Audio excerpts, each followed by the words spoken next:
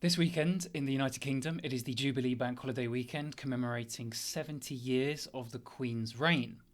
That means we get 4 days off work, but I am still somehow behind schedule on video creation. My original plan was to have a video put out on Xenophon's Anabasis, the story of 10,000 Greeks that found their way back from deep Persia all the way to the Greek Sea and encountered many, many adventures along the way. However, that's turned into something along the lines of my video on Antigonus, quite long. I'm barely halfway through and it's already at about 15 minutes. So, in the interests of putting something out in the meantime, I thought I'd do something a little bit different. Now, I have recorded myself on some videos before this, but what I haven't done is this incredibly new, incredibly current, ahead of the curve style of video on tier lists. No, this is a little bit behind the times, but I haven't seen that many videos on Greek hero tier lists. So what I've done is I've put together a collection of Greek heroes, some of whom will be familiar to you, others maybe not so much. And I'll be ranking them from S, the highest tier, to D, the lowest tier. I'll be explaining my choices along the way based on my understanding of their mythological background, and I think while maybe some of my placements may not surprise you, others very much might. So what I'm going to do is I'm going to take this jacket off because it's making me very uncomfortably hot, and then we're going to get straight into this video. I hope you enjoy.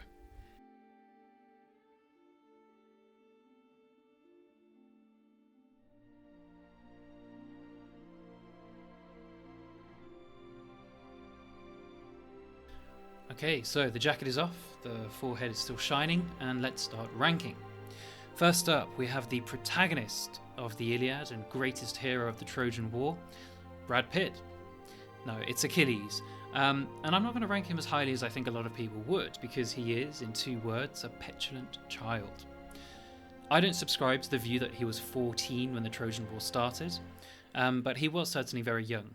He was not old enough to be considered a suitor for Helen, which is why Thetis was able to hide him away on the island of Skyros when the Trojan War broke out, because, as Odysseus had planned, all suitors of Helen were bound by oath to serve and protect the husband of Helen when and if she were put in danger, which is what brought them all to war in the first place, which is why the 1,000 ships were launched. However, he was young. I don't think 14, because he conceived a child on Skyros.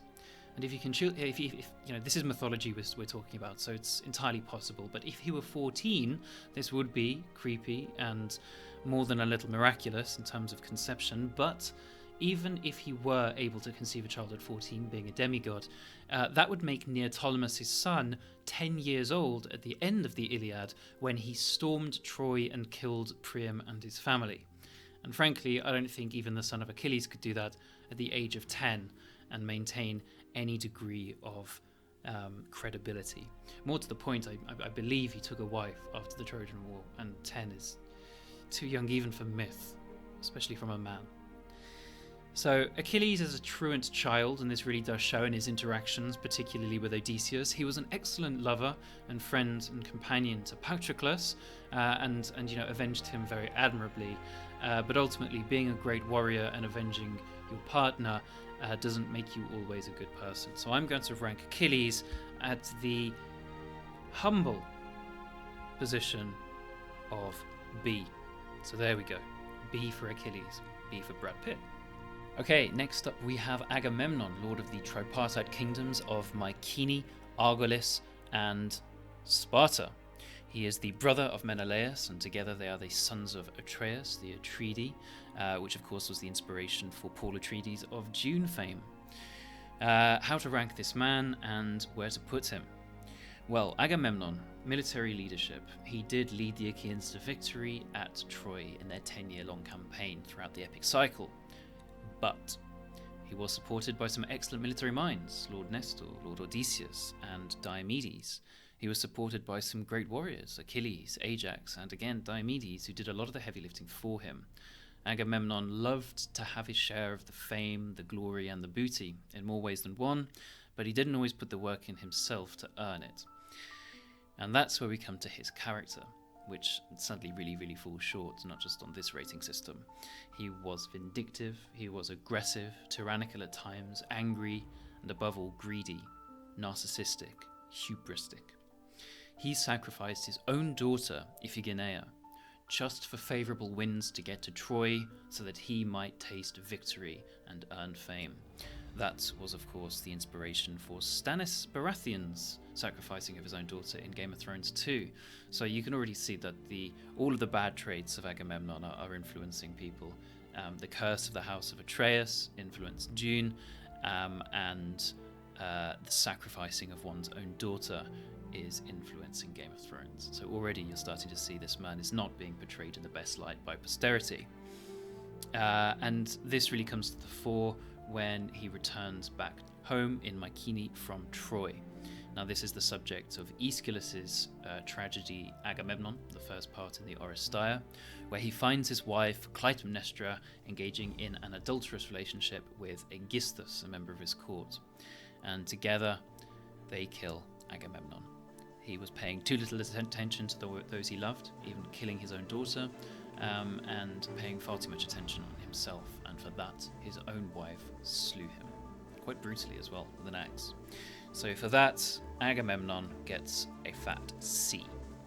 He's a pretty great king, he's a pretty great warlord, so I don't think he gets a D, but he does fall short on very many aspects of this. Next up, Ajax, bulwark of the Achaeans. Not going to go too far into Ajax, there isn't that much to say. He was a great warrior, but he wasn't the greatest. He was a tragic hero, but he wasn't the most tragic. He was, all in all, fairly C level, so I'm just going to put him as a C. The reason for this is, he lost in various bouts to other heroes like Diomedes and Odysseus in terms of fighting prowess. Yes, he was king of Salamis, but he doesn't really get remembered for that in the same way that Agamemnon does for being king of Mycenae, or Diomedes does for being king of Argos, or Odysseus king of Ithaca. And in terms of his tragedy, he proved himself quite petty. When Achilles died, he fought Odysseus for Achilles' armor, which was, of course, a divinely forged piece of panoply. Or panoply, is that the word? His armor was divinely forged. And when he lost to Odysseus, and the armor was awarded to the latter, not him, he went on a mad killing spree, perhaps because he'd incurred the wrath of Athena, who favored Odysseus over him, but believing 50 sheep to be his own Greek allies and generals, he slew them all in this mad sheepicide. I don't know what the word is. And when he woke from his rage and saw lucidly again for the first time, he noticed that he'd killed all of these sheep, but realized that he had indeed thought he was killing his friends and allies, and so, in shame, slew himself. Anyway, next up we have a bit of a curveball. This statue here is of Antigone, who is the daughter of Oedipus, the tragic king of Thebes, who, as we know, killed his father and unknowingly married his mother Jocasta, with whom he had the children Ismene, Antigone, and the twin sons Polynices and Eteocles. Well, when he found out, he went a little bit mad, understandably, and blinded himself. Not only this, but he went into exile, perhaps self-imposed, perhaps imposed by the city. It's worth noting here that Eteocles and Polynices were still children, too young to rule, and so the man calling the shots in the city was Creon, a very important character and a bit of a counterpoint to Antigone in all of her stories. Now, I think Antigone's resolve and commitment to disobeying the tyranny of Creon time and time again is testament to her character in all of not just Sophocles' plays, but all of the plays that she appears in. And she is a recurring character in many different tragedies and stories by the greatest of playwrights. So I'm just going to go ahead and give her an A right now. To add a little bit of detail, when Oedipus went into exile, Creon said no one could accompany him, no one. Antigone said, look, he's my father, he's blind, he's old, I refuse you. And he accompanied him into exile and took him all the way to his resting place at Colonus. And Creon had already been making a bid for the throne at this point, and he sent forces after them, and Antigone, even in the face of death at the hands of Creon, said, no, I will stay by my father until the bitter end. And she did, and she was saved by Theseus, king of Athens at the time. But, she would have died quite happily next to her father, even if Theseus hadn't come to save her. Anyway, a little later on in the story, she returns to Thebes, and at this point, Eteocles and Polynices have had a go at sharing the throne. They'd failed. Polynices had been exiled to Argos. He'd assembled the seven against Thebes. He'd failed, and both Eteocles and Polynices had died at each other's hands in the myth of the seven against Thebes, which I have a video on, which you can check out. So Polynices' body is lying outside the walls of Thebes, and Eteocles had been given a Theban burial because he was the king at the time, and Creon, who was now king proper, who had become tyrant at the very least, said that Polynices didn't deserve a good burial, didn't deserve a Theban burial. He was just going to be left out to rot outside the walls. And Antigone again said, "No, Creon, no, I will give my brother the burial that he deserves." And she disobeys him again, and she goes out beyond the walls and herself gives him the rites and rituals befitting a Theban king. So I think she deserves her spot on that list. She demonstrates a strength of character that I don't think any of the other three we've seen so far have demonstrated. Now next up we have the famous hunter Atalanta. Now Atalanta doesn't get that much mention in a lot of the Greek myths. She is mentioned by Apollodorus in his Bibliotheca, or Pseudo-Apollodorus, and by Hygenus in his Fabulae, his fables. But she was the father of Parthenopaeus, another of the seven against Thebes, who died, and notably was the first hunter in the story of the Caledonian Boar to wound the beast. And in possibly the greatest assembly of Greek heroes before Troy, beat all of the other heroes to the mark. This disciple of Artemis. Sirens going off outside, ruining the recording. But I'll leave that in there. I have a 60-second story on Atalanta, so if you want to see a little bit more about her, you can see her there. But I think, even though her achievements aren't fantastical, I think based on her mentions, we can extrapolate that she was fairly impressive. So for that, I'm going to give her a B. I think she's a lot nicer than Agamemnon and had to deal with a little bit more than Ajax. So there we go. Moving on, we have another subject of one of my 60-second videos, Cadmus or Cadmos. And I'm just going to go right ahead in the interest of sort of speeding this up just a little bit and give him a B. Not quite an A, not quite an S, though a particularly legendary figure. He set the scene along with Perseus and Theseus as one of the three great pre-Heraclean heroes, and Cadmus in particular really set the scene for what it meant to be a hero and creating that hero cult. But his deeds don't really, stand out in any sort of fantastical way or any sort of display of character in the same way that Antigone's does, or maybe some of the people who we have yet to rank do later on in this video. But Cadmus was born in the east and really helps bridge legends between east and west as well in Phoenicia by some accounts. And his great deed was killing the dragon and sowing its teeth in the ground, creating the Spartoi, hoi Spartoi, who became the ancestors of the city of Thebes, so tying in quite well to Antigone. He was a descendant of Zeus, an ancestor of Antigone, and one of the first most legendary heroes in mythology. So definitely B tier. In some instances I might give him an A tier. It's just that throughout his wanderings and his heroic deeds, he doesn't quite come out at the standards of some of the other more notable heroes here. Alright, this next one, another curveball, is in fact Circe. Now, why might she be considered a hero on this list? It's a very good question. One thing in particular, really. We know that Circe was the goddess who dwelt on an island and appeared in the Odyssey. And when Odysseus went to the island, she turned his men into pigs for drinking her potion. A cautionary tale against drunkenness by some, even in the classical age. But although she is depicted as being quite jealous and evil, and there was a bit of a spat which involved Scylla and some other, unholy monsters, etc. I think Circe deserves a mention on this list, particularly since Madeleine Miller brought it to the fore in her book Circe. And this is because she raised Odysseus' son, Telegonus. Now, when Odysseus' crew had been turned into pigs and Odysseus was forced to stay on her island for a year, the two ostensibly fell in love, and she bore him a child, Telegonus. Now, when Odysseus left and returned back to Ithaca to his one true love, Penelope, he left behind, albeit, of no fault of his own, he didn't realize that Circe was with child. Telegonus was born, and Circe raised him under no obligation to. She raised him, and actually, when he was old enough, sent him to find his father.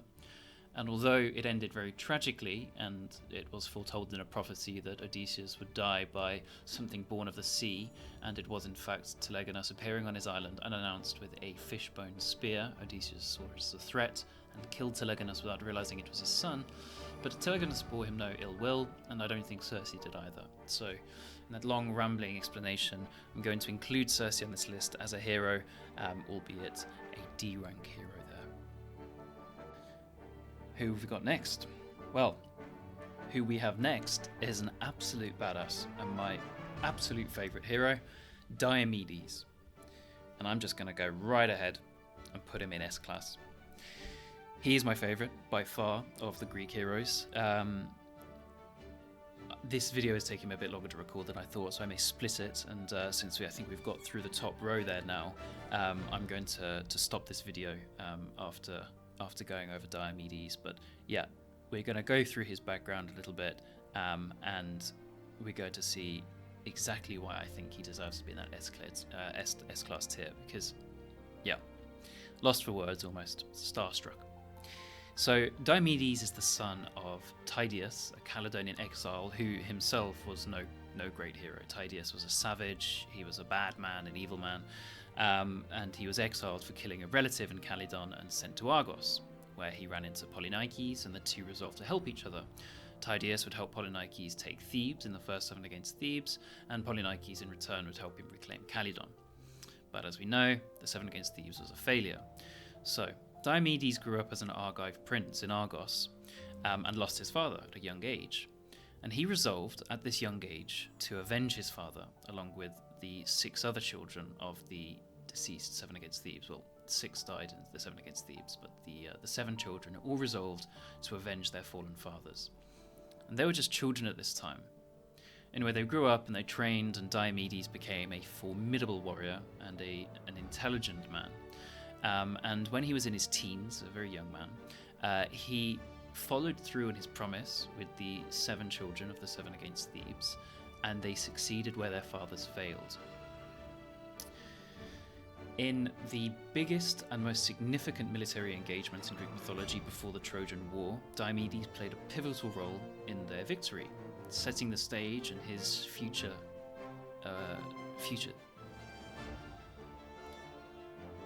setting up his own legacy from this young age to be just absolutely extraordinary. So a little time goes by. Diomedes is probably considered an adult by Greek standards, so he becomes one of the suitors of Helen. Now, of course, she chooses Menelaus for various reasons, but what this does mean is that Diomedes is dragged in as the king now of Argos, or one of the 3 kings of Argos, to fight and take his forces to the Trojan War.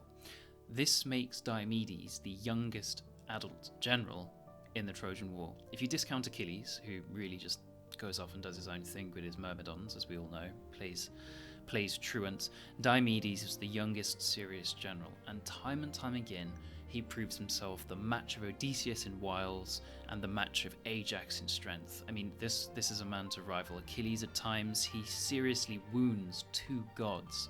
He actually injures Ares, the god of war, and Aphrodite, the goddess of love, in skirmishes at Troy, which I think is, all too often glossed over, and offers up some incredibly sage advice. He goes with Odysseus to steal an artifact from inside Troy, so he is able to infiltrate Troy, demonstrating his skills of strength. I'm really just talking as though he's a brilliant, gameplay character, and I think a game about Diomedes would be phenomenal, honestly. But he has all of these skills as a man of subterfuge,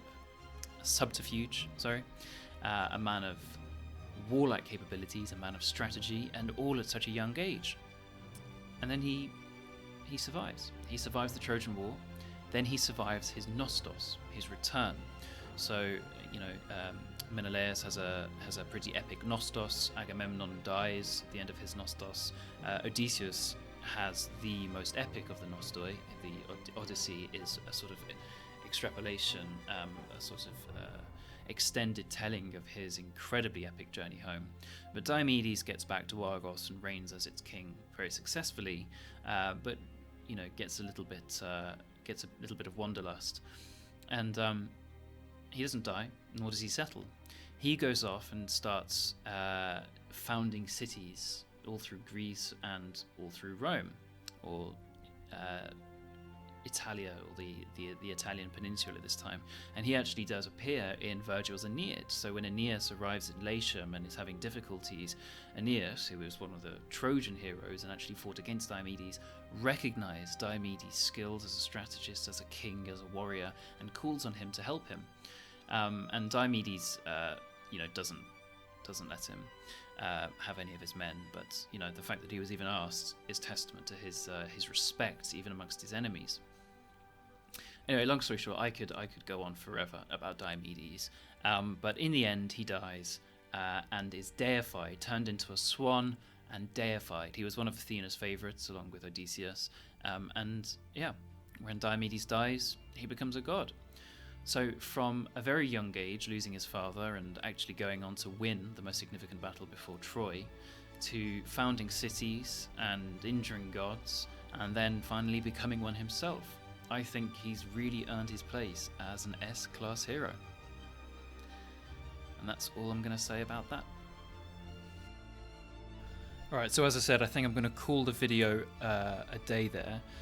This was meant to be a sort of quick interlude while I finished off my longer video on the Anabasis, but I'm not used to talking unscripted into the camera, so this is taking just a little bit too long as I sort of rambled on based on my understanding of the mythological background to each of these heroes.